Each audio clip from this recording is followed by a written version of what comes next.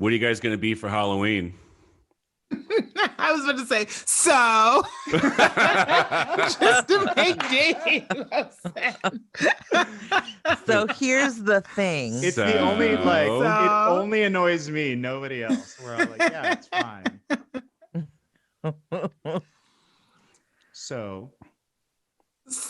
So are we dressing up this year, or is 2020 completely canceled Halloween? What's the plan? do I sit alone in my apartment with Olive and like put on her little sweater, and maybe I'll be like a sexy librarian with her? I feel like Halloween is the perfect time to be able to celebrate because you can like totally do a costume that involves a mask. Right? Like, that's true. It's very mask friendly. Yeah, it's a very mask friendly someone holiday. who's living through a pandemic and wear a mask. And you also like don't actually have to interact with people. I mean, aside from people stealing candy, you could totally like trick or treat and just like leave a few pieces of candy outside and people come by and pick it up. And then when they leave, you put more out. Like it's a totally, or you could sit outside your house if you wanted to like give out food or outside of your place and just like, or give out candy and just food. Like, just toss burritos. The thing. Yeah. You're just tossing burritos off your porch. Fucking sitting out there with like a pot of stew and a fucking ladle, like, open up your bag, kid. But you could like throw candy. You could like set it 10 feet away from you and watch it and tell people trick or treat. Like there's so many options here. Hey kid, you like stew? Yeah, hey kid, you like this is a good holiday for a pandemic. My brother-in-law wants us to dress up as Cobra Kai, and he wants to get he wants to get jackets for all of us. I don't know if this is actually happening, but this was a conversation in our family group text. So we'll see if that happens. Shannon, I say that. I think. Thinking? Oh yeah, Shannon. What's your idea? Oh, well, October 29th is the day that my 2-month chronic diarrhea starts because I'm gonna have my I started super excited for you because this is related to your gallbladder. Tell me that you're gonna wrap this into a costume somehow. But the way please. You couch this, yeah. Okay. Yeah. So I'm having my gallbladder removed, and I had my pre-op appointment, and the person I was talking to was like, "So you're probably gonna have some diarrhea for a couple months," and I was like, "For months? Oh, okay. What the fuck are we talking about here? Like, am I gonna need some Depends? Like, are we talking about like shit running down my leg? Or this is what I'm hearing. You get an adult diaper, you go as a sexy baby, and you call it a day. You know what? I'm definitely gonna do that. And yeah, I'll just be sitting on my porch on October 31st, a couple days out of surgery, just in an adult diaper. Dude, honestly, that is I love it. That's the 2020 Halloween experience right there. But here's the question. Dude, I will diaper up alongside you in solidarity. In solidarity. But is it just diarrhea, or is it like uncontrollable diarrhea? Because those aren't the same thing. So let's go ahead and start the show. I'm just saying, one is like you have a diaper, the other one is like an intro this fast when you go voices, the things we said, voices.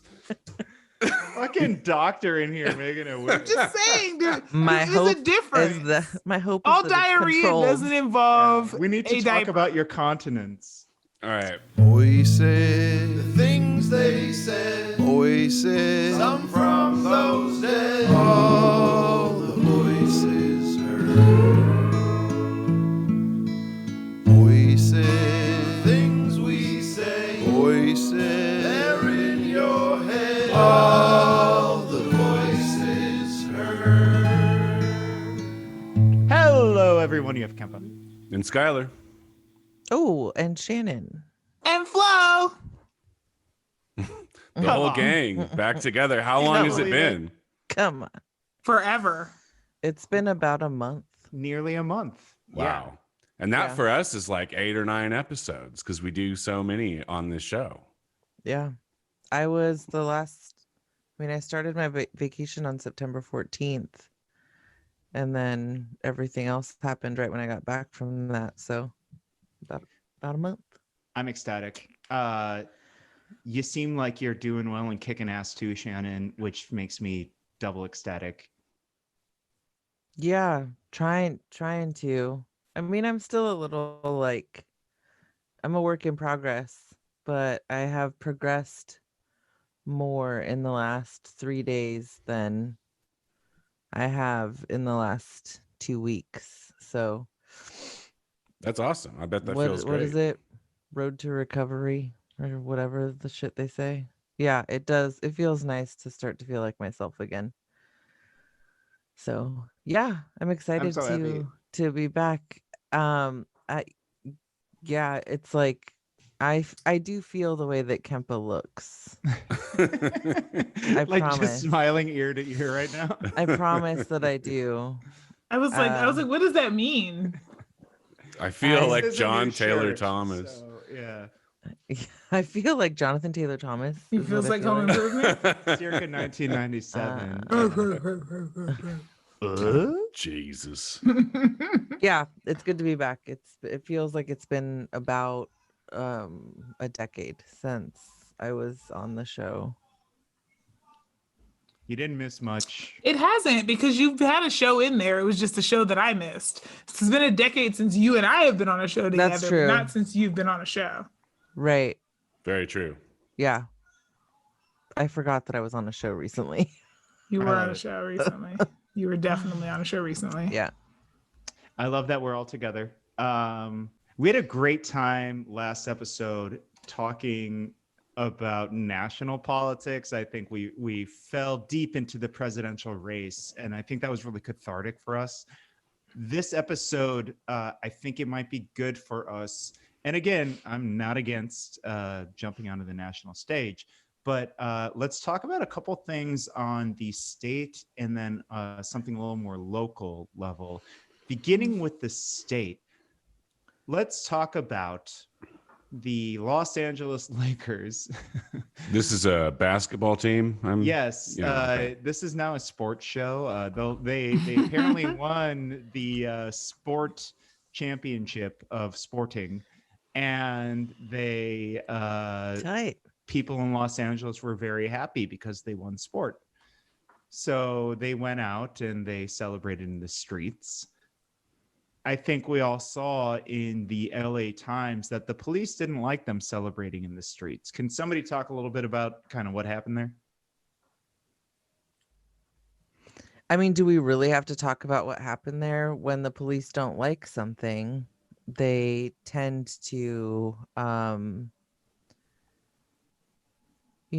show up with their rubber bullets and their tear gas and their militarized equipment. And incite riots.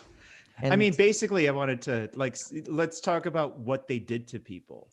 So this LA Times story, the first paragraph says, when the hard foam police projectile struck 22-year-old William Gonzalez in the right eye as he celebrated the LA Lakers NBA title in downtown Los Angeles Sunday night, it shattered his eye socket, ripped apart his tear duct, and exploded the eyeball itself, doctors said. The Kobe Bryant jersey that his brother Michael used to stanch the bleeding was immediately soaked as Michael dragged Gonzalez through the streets, trying to find a way out of the chaos. My brother grabbed me and said, run, because they were still shooting, Gonzalez said Tuesday, one day after extensive reconstructive surgery. Others were badly injured in the area around Staples Center, where the LAPD declared an unlawful gathering as storefronts were being damaged and officers targeted with thrown bottles and other items. One man lost 8 teeth when a projectile struck him in the mouth. 8 fucking teeth. part of his lip was like torn open. Yeah, isn't they have something in there where like he was about to take a picture and then he felt something hit him in the face and looked And it down was and his saw a lip. piece of his lip on the ground? Yep. Sick. Serving and protecting. It's Who wants to go first? I honestly don't even know what to say at this point because it's so bad. And you like it was really interesting reading these because I am for work working on a project that thinks about community trauma. And so one of the things we're actually doing is a webinar on October 26th with the League of California Cities that is talking about a trauma-informed response to protest. And so we actually have a couple of people who've been on the show who are going to be joining us for that to be able to talk about what it actually looks like for a city to plan for protest and not to be the aggressor and not to engage in things that harm people. So then, you know, seeing these articles, I'm just like, this just underscores the need for something like this because so often the knee-jerk response to that is to things. I mean, we see it whether it's sporting events, whether it's protests of social injustice, like the police show up and they're aggressive and they cause a lot of harm to people. You know, best case scenario, it's not at least physically irreparable harm, but worst case scenario, people get really severely like injured in ways that have lifelong consequences where This they're never dude in going to LA live is the going to same. lose his eye. Yeah, They're gonna have exactly. to Like take he's his never eye gonna out. Yeah. he's never gonna be the same again, right? And that's I mean, there almost are no words for that. It's just the idea that we actually have to have this conversation is probably more disappointing than anything, I think. Well, the fact that we've been having this conversation, right? Like, and nothing has changed. Ad Like, nauseum. Yeah. all the time. Like, I don't know. Like, I'm extremely frustrated with this. And like, I don't like, you know, SAC has done like, I feel like we can be pretty proud of a city in the way that like our activists and our protesters have kept it up and really kept that energy up as much as they have, because it's fucking exhausting, you know? And it's also like, it's soul crushing to like go out and try and create change and just get nothing back from city leadership or the cops or whatever. It's just like the same old, like, yeah, we'll look into it. The cops will reform themselves. Let's throw some more money at the cops to create a reform department, you know, or whatever the fuck. Bullshit, nothing burger. And every time, like legitimately, we live in a time where like the whole nation, I mean, it was international, got into the streets to protest police brutality, American police brutality specifically. And the cops responded by brutalizing all the fucking protesters. And every fucking government in the goddamn city was in the whole fucking country was just like, yep, that's how it is. Oh yeah, that's bad that they did that. What the fuck is that?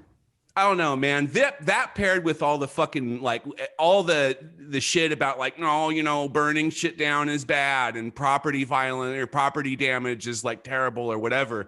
I don't know what the fuck people think is supposed to happen.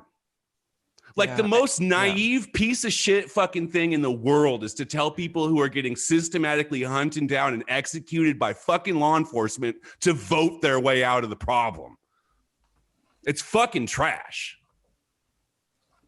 I don't know. I got nothing. I mean, I don't know. Like I don't, the cops aren't going to change, and the fucking people who have the power to enact change won't do it.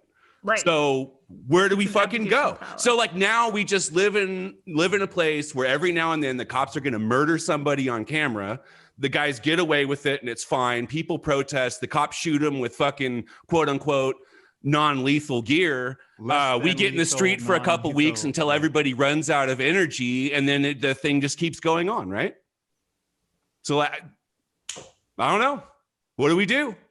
And what I think makes it worse is that what ends up happening is people sue and they get paid and literally nothing happens. Like, so, you know, because the cops aren't on the hook for the bill. We are. But even still, you would think that at some point we would say, like, I'm tired of paying out millions of dollars. I mean, what was it, $10 million that SAC PD had to pay out in just 9 months based on just SAC B headlines. Like, we don't know the ones that didn't make the headlines that they had to pay out, but just that amount of money in these major lawsuits for misconduct, and nobody steps back and says, could we have better spent? Because our city's credit rating has gone down because of how much we've had to pay out in lawsuits. Like, it's costing us more money to have to pay out these lawsuits, and nobody considers this to be a fiscal issue. But let the youth pop-ups not have the attendance you wanted, and we would be questioning the $40,000 we give to each organization and be scrutinizing every line item. I just don't get, like,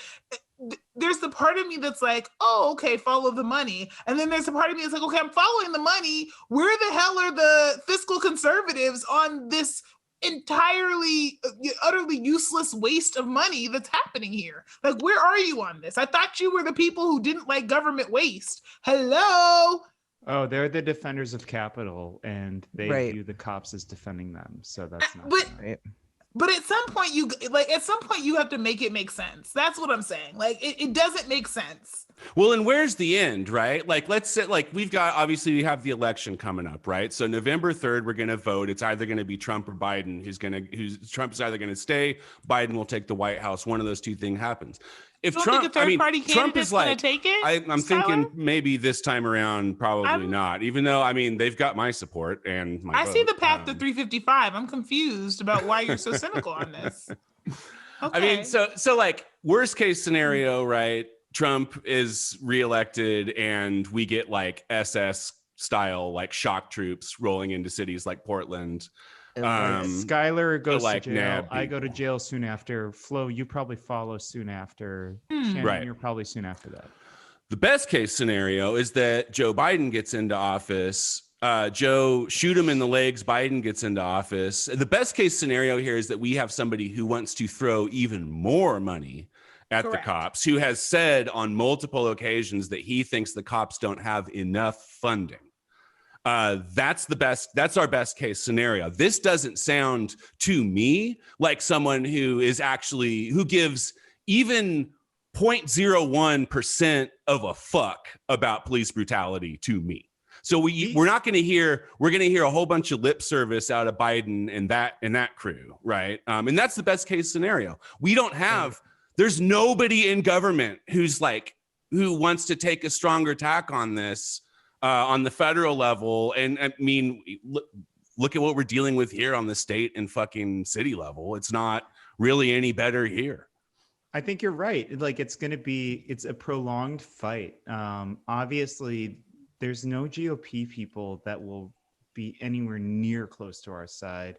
And most Democrats, listen, man, I'm friends with Democrats who will be running for local and statewide office soon, who have really shitty fucking ideals as far as like compassionate capitalism goes.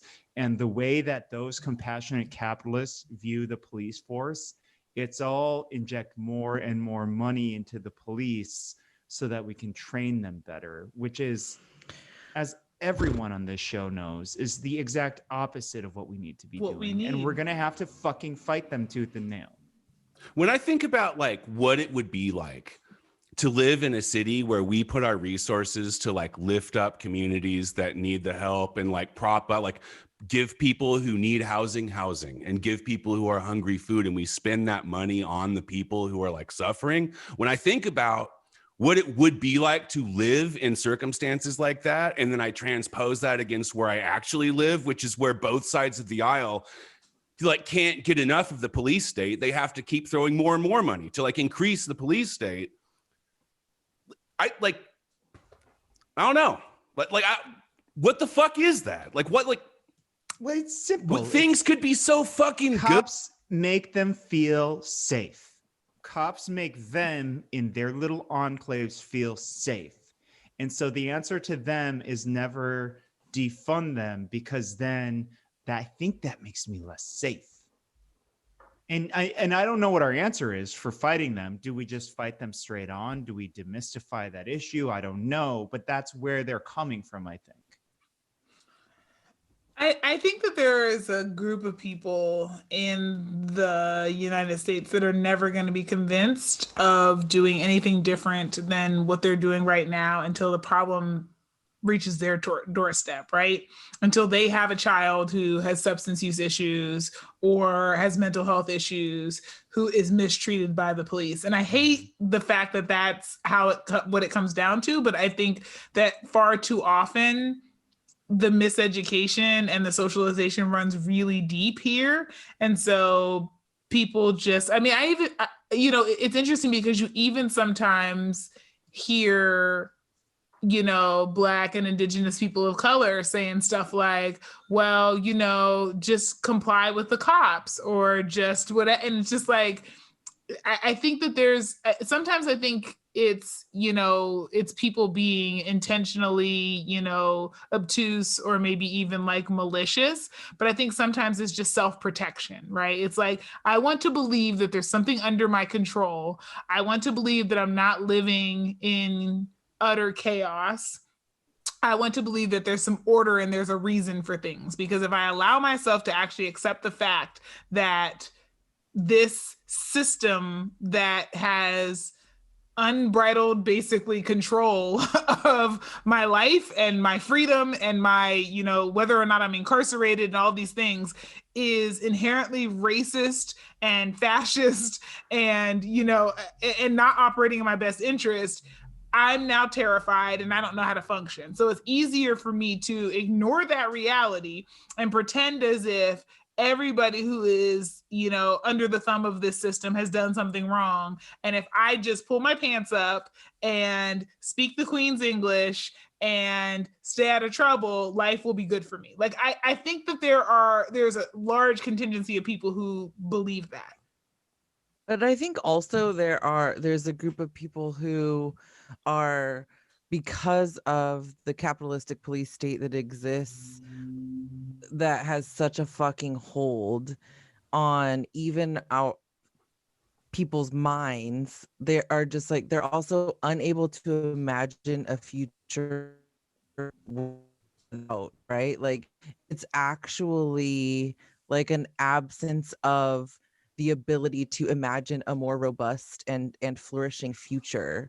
So like, you can't even, if the story that you're told over and over and over again as a person who is oppressed or marginalized or othered, is that the only way that things are going to get better for you is if we make sure to continue to fund the police, and that those dreams, like that all of the dreams that you've ever shared, like, in your community, those just aren't it. It's like, then you just start to believe it, right? And you Yep. can't even imagine a world without having police who protect property rather than people, or protect their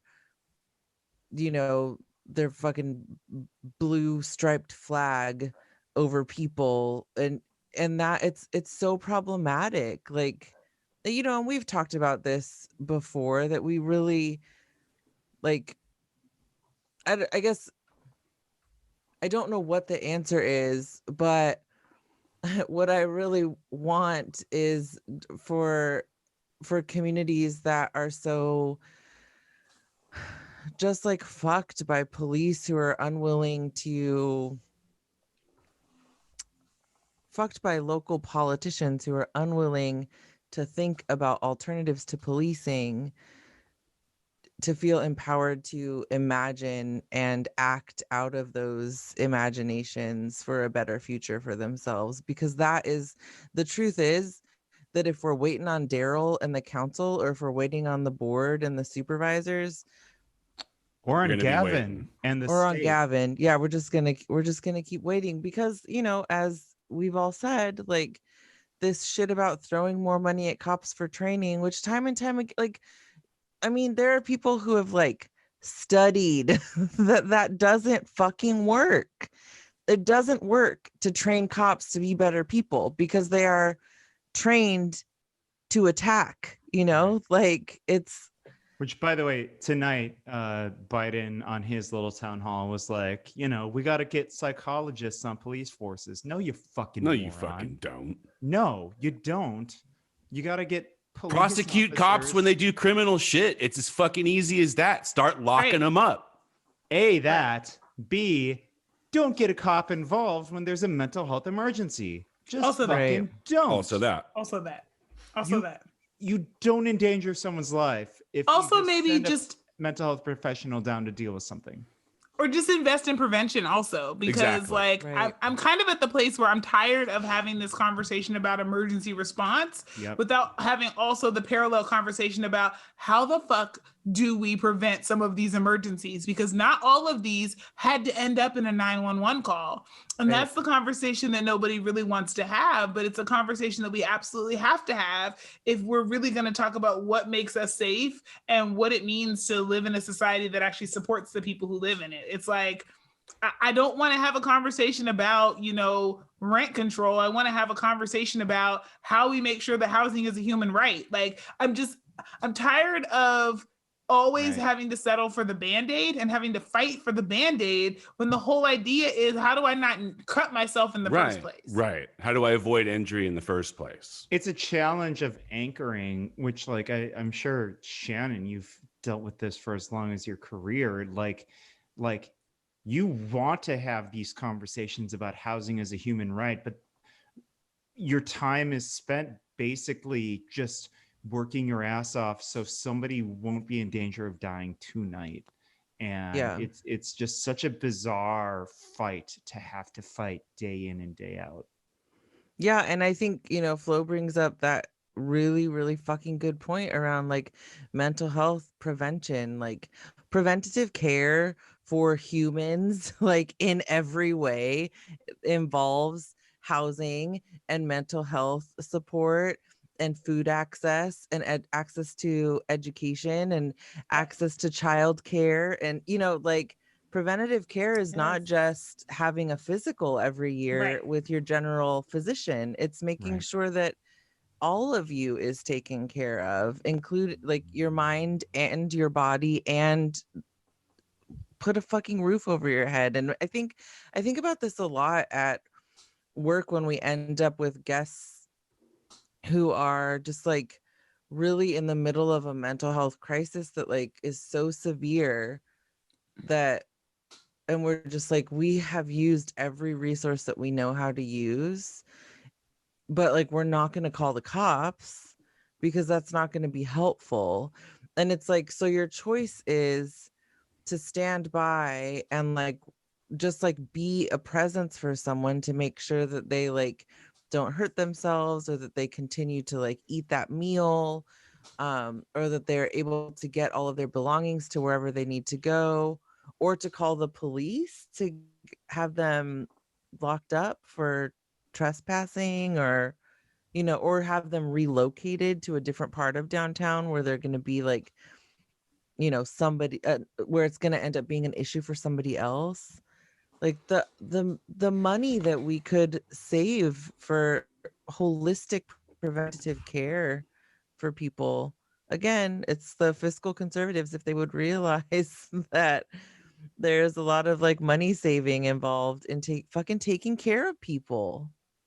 Yeah, but I, at the end of the day, to me, like these fiscal conservatives are more draconian classists than they are fiscal Right. conservatives. Like we always think have to you're- remember that about them.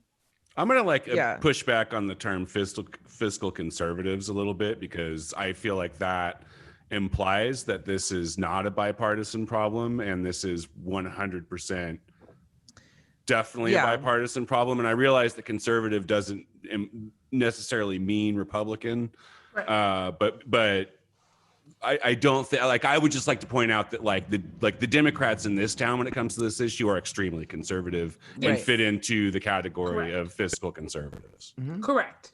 I I would think it's, like, also the- go ahead. Just like the people, and we find this in our community, people who are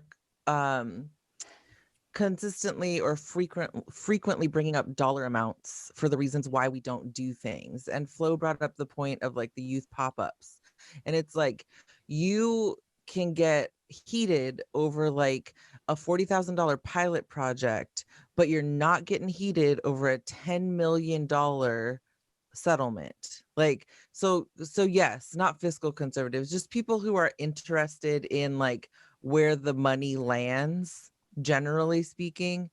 Like, if they actually gave a shit about where the money actually lands everywhere, Right. They're maybe we draconian. could get They still somewhere. feel like they're being protected if the cops have to pay that. They Right. still do. Yeah. I And think like, oh, go ahead, Flo. I was gonna say I was listening in on the conversation at the city council meeting on Tuesday, because there were two items that I was really interested in, and the city's phone system doesn't work, so I couldn't call in on either. But it was item 21 and 31 on Tuesday's agenda. 21 was looking at the parking outside of Loaves and Fishes and Mary House and Mustard Seed. And then item 31 was about the cannabis equity programs. And this just feels like a confluence of these issues, right? So here we're having an ordinance that's basically saying you can't park longer than 2 hours in front of Loaves and Fishes and Mary House. And of course, What is the people are argument pushing for back. that? The argument for that is that these, according to Angelique, these semis come in her district, and they're parking overnight, and they're dumping their trash, and they're spending the night, and that people are parked there. And they don't want their cars out there. Yeah, well, so no, it's not her district, but she was arguing that it's a similar issue that's happening in her district with the semis parking there. Over by Loaves and Fishes, the argument was that the business district doesn't want these cars outside, people sleeping in their cars. But then there's this back and forth about what business district are they talking about? It's the river Goldies? district. The river district. They're saying all these business folks in the river district were like, we don't, this is important to our business, and we can't have these cars parked here, and it's bad for business and blah blah blah, right? But then the parking folks were like, well, we don't typically like cite or move people who are, if they're sleeping in their cars, it's just parked cars. And I was like, why does a business care if there's a car parked there overnight? Like, like, are you running a speakeasy? Like, what? Why do you care if my car is here from 10 p.m. to 6 a.m.? Like, none of it made sense. And in the end, it ended up being like a vote of 7-2 in favor of restricting parking over by Loaves and Fishes and Mary House and Mustard Seed. And I was just like, this is precise. And after all of this hand-wringing about how, is this an attack on our unhoused population? And still 7 of our city council members and mayor voted yes on it.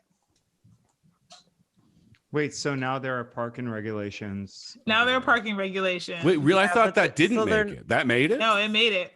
Oh, Jesus Christ. But they're not instituting, in terms of like Loaves and Fishes, they're not instituting any overnight parking regulations, and the areas that will be regulated are on the side of the street that is closest to the programs. So like in front of our welcoming center and warehouse, all of those parking spots are going to be regulated as 2 hours. All the spots in front of Mustard Seed School will be regulated as 2 hours, but everything on the other side, and then all the spots in front of Mary House are not regulated. So the reality is that they decided to implement this rule for a total of like 15 parking spots. Like, it's better than I guess what the impact was going to be. Because you know what I was going to recommend to the listeners. Well, I think they should still post hog, but yes. Send Daryl hog. Also, you know what people were recommended to do with those rocks outside the climbing gym, when they were trying to make it so people couldn't camp outside?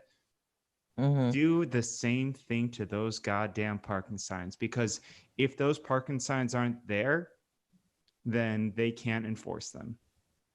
So make them put them over and over and over and over again. It was just, just so disappointing. So right? Like that we're even having this conversation. Like what? And so many Totally. people called Yeah. in and were really pissed off about it. Like, we need this parking regulation. And I was just like, this feels like an attack on unhoused people. Well, it is because there are other areas where there were more restrictive the parking restrictions that were put in place were a little bit more intense than the ones that we ended up with. But it's all fucking bullshit. It's bullshit. And Imagine having like a city council that was as interested in like assisting people who need housing and need care as our city council and our mayor is in like making things more difficult for people who are already struggling. I Like, refuse to imagine this. imagine what that would be like. Imagine living in that fucking city. I mean, imagine like, so then the other item on there was, about the cannabis equity program. And I'm just like, here's an example of an issue that comes full circle. Sacramento had led the state in terms of the racial disparity in people who were arrested for marijuana use when it was illegal. 29 times as likely to be arrested if you were Black in Sacramento as compared to a white person. And so then marijuana gets legalized, and we have now 30 businesses in the city of Sacramento that are dispensaries. Not a single one is Black owned. Not one. Not one. So you arrested a bunch of people for using and selling marijuana, but then when you legalized it, those people don't get first dibs at the new market. I have Racism is not a problem progressive here. friends in that industry, and like I'm very curious to hear what they have to say about that shit.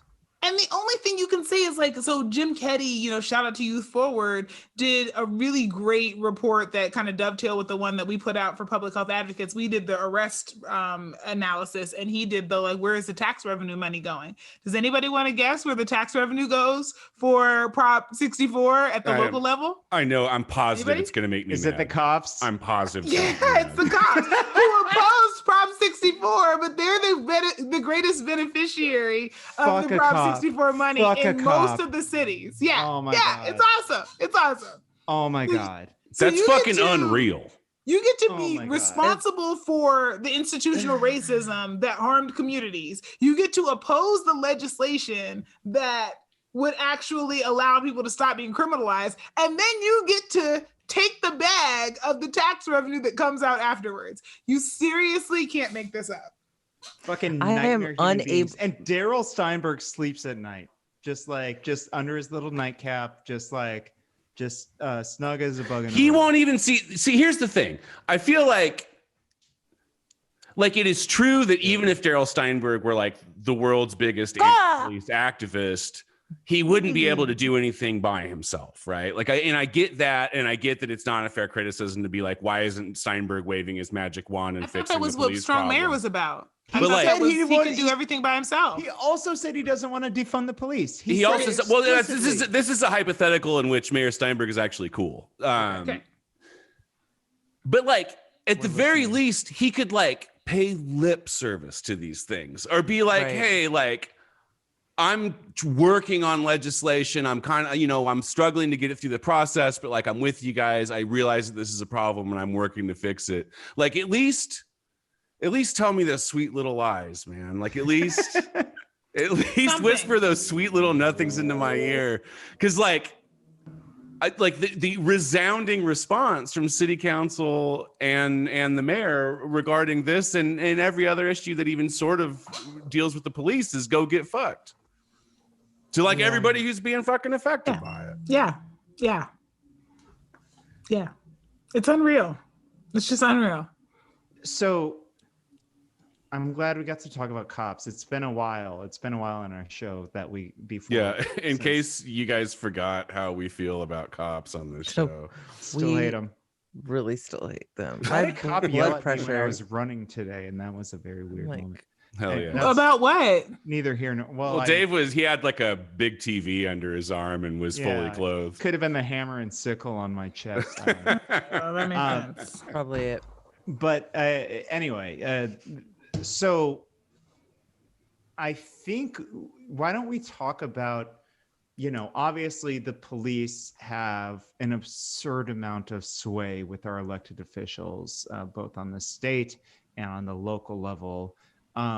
Also, I think we're finding, we've always known, we've always talked about this on the show, that the real estate industry and the landlords have plenty of power as well with our electeds. A new thing happened in the District 8 race between Mai Vang and Pastor Les Simmons. We had Mai on the show. We invited Pastor Les on. He declined to come on, but we actually like him generally. But he recently just accepted something like $76,000 from the realtor industry within the last week, within the last 5 days. And then he overturned his position on Measure C, which is for real rent control. This seems to me like kind of a Hail Mary for the seat, and trying to ride his way in using the real estate industry. Am I incorrect? Well, no, he was being outspent. I think Mai had outraised him fairly significantly, right? She'd outraised him. She also, last I checked, had about 10 times as much cash on hand as he did. So she had 70K, and he had about 7K on hand. And then soon after that, I think he took in these contributions. Yeah. I was kind of I don't think it's any secret. I'm a Mai Vang supporter. But also we've spoken on this show multiple times about how like District 8 is a lucky district because really either way that they go, like Mai Vang or Pastor Les, like they're getting a good person to represent them on city council. I still think that's probably true. Accepting a bunch of money from the real estate industry and then going up against Measure C is an automatic fail for me. So that's a punch in the gut. Yeah, that goes from being like, oh, like I want but I'll be happy with Pastor Les to be, I will actually now be pretty disappointed for the people of District 8 should he win based on this. I feel like that's kind of a betrayal, personally. Yeah, and it feels very quid pro quo because he just got this money from, a vested interest in, not having rent control. And so then here comes the position on C super late in the game, right? I mean, we're at October 15th when this is happening. So, as I frequently say to people, shutting the fuck up is free. And so, so it just kind of feels like why compromise your integrity and values in this way to take this really regrettable position when you could have just stayed silent on this issue and said nothing, right? And so it feels like he was pressured to vote against his values. And it's sad because this is exactly what I was concerned about. I'm not in District 8, but this is what I was concerned about, right? Was that like, instead of holding true to the person that he was, as soon as he started running, there started being this like shifting. Like Jim Cooper, as an assembly member, has opposed everything that Pastor Les has ever tried to do legislatively. And you're taking money from him? Like, why? Right. Like, how are you politically aligned with some of these people? And all money ain't good money. And so I've really been, that was giving me pause. It was, not a direct interest. It wasn't like a policy link, but it was just kind of like, I would not take money from someone if I were running for office, which I'm not. But I would not take money from someone who had basically been the thorn in my side the entire time I was trying to do policy work like that.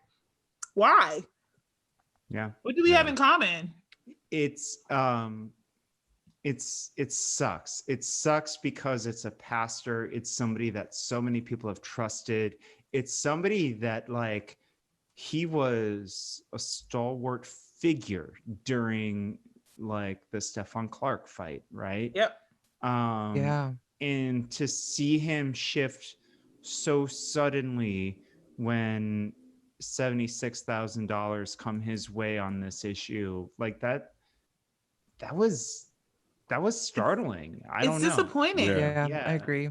He I'm also gonna like say his the campaign. thing I wish he hadn't run. Like honestly, like at this point, I feel like watching him campaign and be a candidate has like in some ways changed how I feel about the role he plays in this community. Like I've said this, you know, to people. I was like, I love Pastor Les. I do not like candidate Les.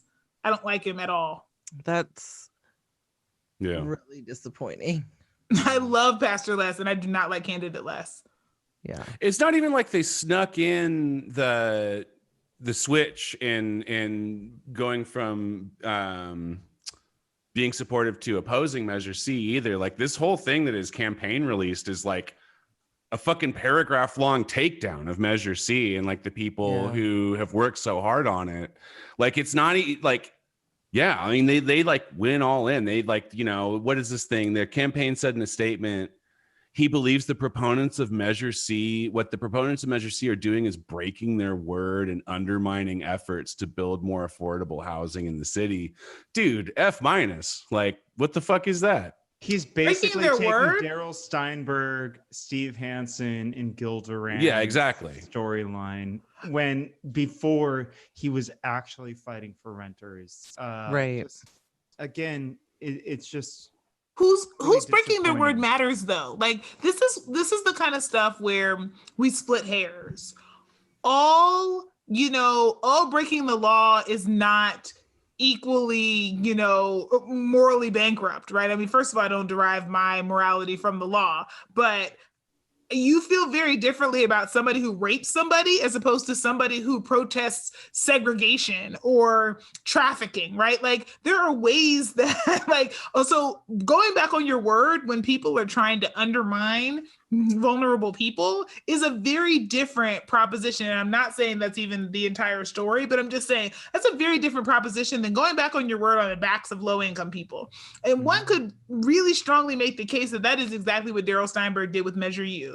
He passed a regressive tax, and then he has not fought hard to make sure that those funds are actually available, new money available for the communities that are hardest hit, that are paying the greatest amount of their incomes to be able to support that sales and use tax. Like that is an example of breaking your word that you should be really upset about. And when somebody says, you know what, I don't think a bunch of middle-class homeowners should sit in a small room and undermine the will of 44,000 people in this community, many of whom are renters who are operating in their own best interest, that's called having a fucking conscience. And that's called making the right call, even when it's a difficult thing to do, to recognize that this is not an inclusive table and we should not be speaking for the people and we should let the people decide. So I'm sorry, I'm not going to put those two things on as if like, oh, you went back on your word. That's just automatically a bad thing. Like sometimes going back on your word is a good thing. Yeah. Yeah. So folks, you're hearing this from the chair of the Measure U committee who is really questioning the mayor on what he was trying to do when he was trying to pass Measure U. Also, on top of that, of course, we're having this discussion on this other topic where like it's the same fucking, I don't know, it's the same problem of like where are the intentions coming from, and like who's really working for us when they talk about a bad faith action with the Measure U thing, or with the Measure C thing. They're basically going after a woman, our friend of the show, Michelle Parasette, who said, you know what? No, we're going to fight for real renters' rights. And this is the head of the editorial board of the Bee, Gil Duran, who really personally has it out for Michelle. It's Daryl Steinberg who has it out for Michelle, and it's Steve Hansen, and it's really the rest of City Council. And we should really take a step back and think about who sets the agenda in these conversations. who sets the conversation on who is good faith and who is bad faith, and who should we really trust? Because personally, I don't think we should take Gil Duran or Daryl Steinberg at his word when they say what they say about renters' rights. Yeah. Sorry, was that too No, long-winded? No, no. No, that was well said. no, I think it's good. I think that I it's totally like- agree. It's That just was one a of good- those things that it's one of those things that you like, you hear it and you're like, yeah, that's very right. Like, it's just another way that Sacramento is amazing. Well, I mean, I think like, I don't know. On good news, it feels to me, and we'll see how things play out. Like Measure C is kind of a Hail Mary pass, and it looks to be doing okay so far from what I can tell. So hopefully, regardless of the efforts made by Gil Duran and Steinberg and Pastor Les, hopefully we get something going on here in SAC. You know, it seems like a lot of people want it, including myself. Yeah. I have no context. I don't know. I haven't seen any numbers on it. I mean, I hope it's doing well, but I have no idea. Yeah. Yeah. There's a lot of people who are doing a lot of groundwork, a lot of people who are volunteering their time to make phone calls and text bank and go drop off lit at people's doors and really, really, really pushing, doing everything that they can to make sure this thing passes. And like, I would like to recognize that effort because nobody has to be doing this shit. Yeah. You guys are, I mean, you know, in Measure C and like a lot of like, you know, Measure A has a lot of, I mean, it's a lot of kind of, there's some crossover there, but like, I don't know. There's some people in the city who are like really doing some great work who don't have to be doing what they're doing. And I think it's worth recognizing. I think that's true. I'm going to be doing some work on Prop 21 and Measure C, and it's my second time ever, you know, post Bernie was my first thing ever in Nevada, and we knocked that one out of the park, baby. So hopefully we knock these two out of the park. Oh man, being in Nevada for their caucus was like the last time that I felt like there was maybe a shred of hope that this country was going to do something cool. I've never been. And not only did we just get our faces just ground down into the dirt right after that, but then COVID happened. Yeah. So I'm like, okay, I'm sorry. I got optimistic for a minute. I'm sorry. For fuck's Don't sake. fucking Please do that. stop. Please stop doing this. I saw this thing that that Nia posted earlier today, and I thought it was just fantastic. And it's posted. It's like a mural on the side of a wall, and it's this really large, you know, probably predator fish, and all of these other fish are swimming away from it, right? Because it feels like they feel like they're being chased. And it says, "Don't panic." And then underneath it, it has all of the fish organized as like a larger fish, and the predator fish is now swimming the opposite direction, and they're chasing it looking like a fish, and it says organize. And I love it so much because as you were talking about, you know, getting in this fight and recognizing all the work of the people who are out here trying to get these things passed, trying to you know, campaign for candidates, trying to campaign for measures. I'm thinking about like,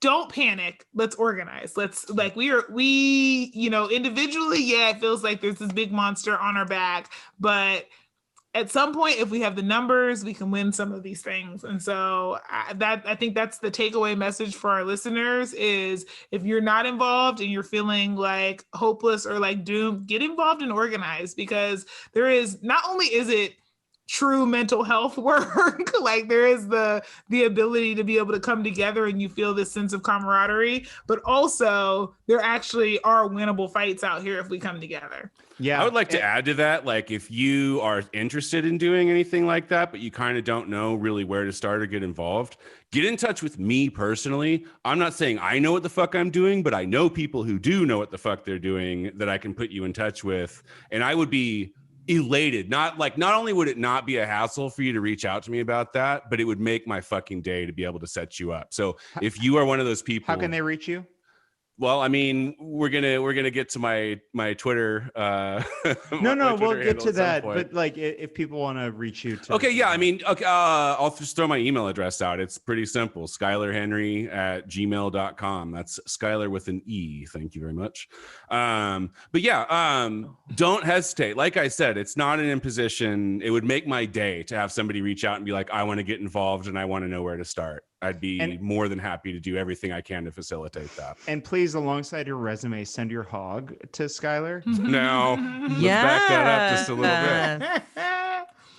Well, okay. Well, yeah, I mean, we've had some really great offline. organizations on this show, and that are doing some really great organizing work. And I want to shout out one we haven't had, which is Social Justice Politicore, which is really trying to give people the option of how to get involved and how to like monitor some of the things that are happening locally. And so it's not a high bar, but there's a whole range of ways you can get involved, from text banking now to phone banking, to making public comment at meetings, to taking notes on the meeting so that people know what happened and what's coming. I mean, there's just so many different ways to get involved. So don't feel like, oh, I'm pressed for time, or oh, I don't love people, or oh, I'm not great on the phone, or whatever. There's a way for you to fit in. And the saying is, many hands make light work. So the more people get involved, the less of a burden it is on all of us.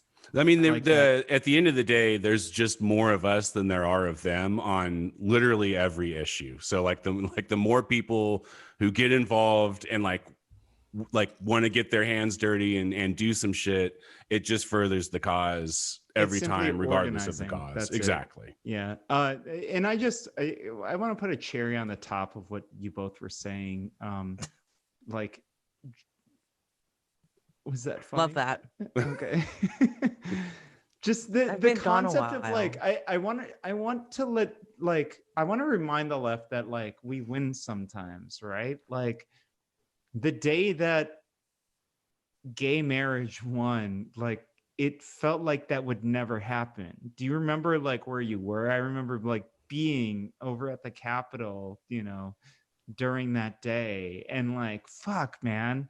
And obviously Obama ended up to be not exactly who I wanted him to be, but he broke the fucking Clinton spell and he got rid of Bush. And like, I was at the Biltmore in Arizona. I was at the election night party for the Republican candidate, and it felt so good to see him go down. And like, there are women. Why were you there?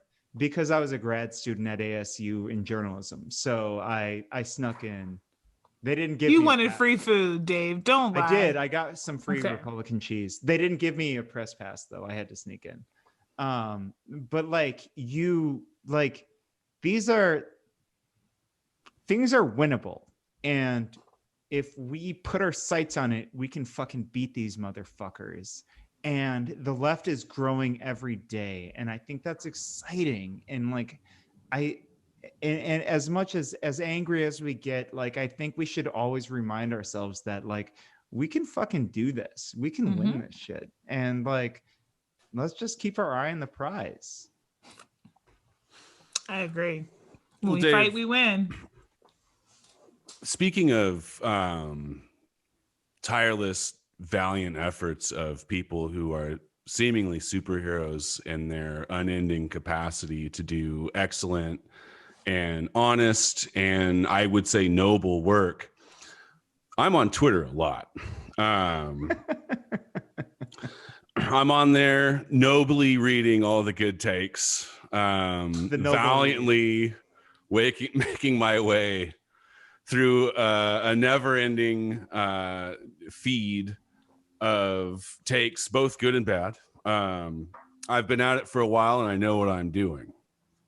However, at this point, I feel like I've pretty much read all the good takes there are to read. Like now, like I got to say, like it started and I was like fully satiated and had like filled my body with the nutrients of perfect takes for a long time. But as we go, it's fewer and far between that I can find the perfect takes.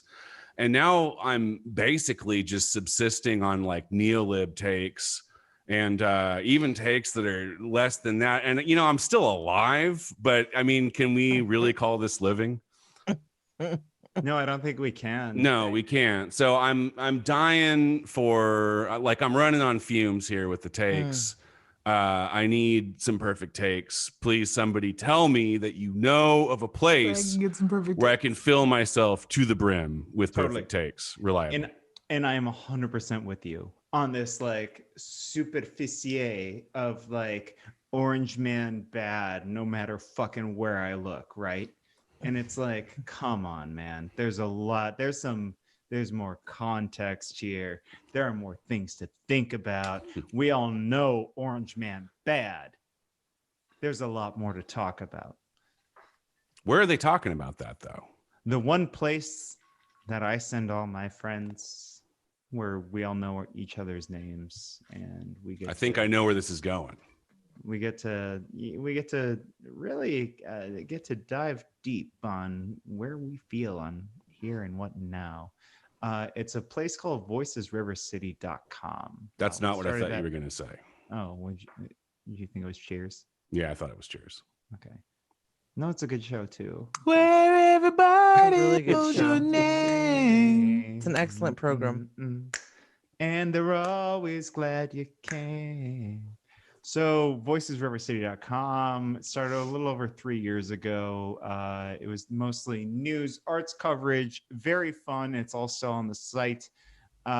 We had some Truth to Power essays. We still have Truth to Power essays. We also have the Sack Follows the Money project, which has been supremely popular. And the most recent iteration of the site has been our podcast involving the four of us. And I'm just like so happy to see all three of you with me tonight. I don't know. I'm just in such a good mood seeing that. But we are on social media. We are on Facebook, Voices River City, Twitter at Voices River City, Instagram at Voices River City. Follow that. It's funny as shit. Patreon, patreon.com/Voices River City. What else? We are on YouTube if you want to look at our little faces as we talk about these things. Voices River City. We are adorable. Adorbs. I will never. Yeah, we are really cute, all four of us. Look at that. And then yeah, what else? I mean, if you want to like, please become a patron. Instagram. We love you. I love ya. I am on Twitter at Kempa. YUKNOWKEMPA.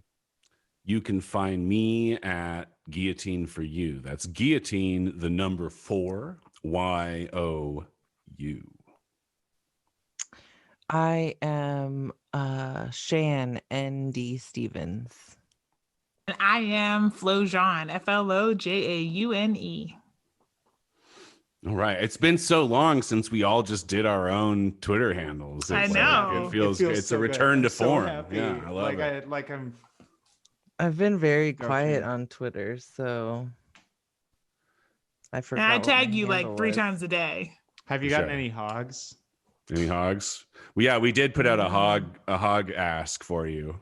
I haven't get any I ho- sent a I hog didn't get any call out hogs. for you. We but- did a hog call for you. Oh, go! Oh, God damn it. I didn't get any Sue of it. those. not a single hog. Wow. I'm not a fucking hog. Bunch of losers. Yeah. No. All right. The listeners. future may hopefully be brighter with Mhm. I hogs. swear to God, if I open up my fucking DMs and there's a hog, I'm gonna freak out. You have to send it to the group. Oh, but just believe yep, sure will. So, No, I've not. Um, I've not. I'm gonna print it. I'm gonna print it, laminate it, and mail it to each one of you. I like how Flo draws the line at laminated hogs, but when we're talking about the consistencies of different diarrheas, then she's all down to have the because- combo. Right, the whole time I'm watching Flo's face, and then she finally breaks at laminated hog. That is my wheelhouse, okay? Yeah, our The wheelhouses consistency of stool different. is up there. That is a health indicator, okay? You should, yes, in the words of Trina, you should look back at it and make sure you know what's coming out, okay? That's Oh not my what she was God. talking about. It is definitely it is. not. I don't think You that's. should look back at it, okay? I don't think You it's need what to she was know singing what's coming about. out, Okay. okay? No. I just wanted to make sure Shannon knew that there are options to her month of diarrhea that didn't involve needing adult diapers. I just wanted to, put it out there. All right. Well, this is a conversation that we can have after we stop recording the show, I think. Dipes and wipes. On your next special episode. Wipes and wipes. I love it. Oh my gosh. Yes. I'm gonna get myself some Yes. dipes and wipes. Yes. All I right. definitely want like a group picture of us all in adult diapers on your porch. Skylar's gonna love that. He's definitely gonna participate. Is that Yeah, our that's Halloween fantastic. costume? Eduardo's going to take this picture. We're doing that. Is that our Halloween costume? The Voices Halloween special. We're all in Die dipes. hard or die home. Yeah. Just Love say that. that though. Die hard with a Oh vengeance. my gosh. Oh my gosh. Limited hogs though. It's Are a we lot. done with this? Yeah, let's be done with the show. Sorry, everybody. We're done. Goodbye. Bye. Bye.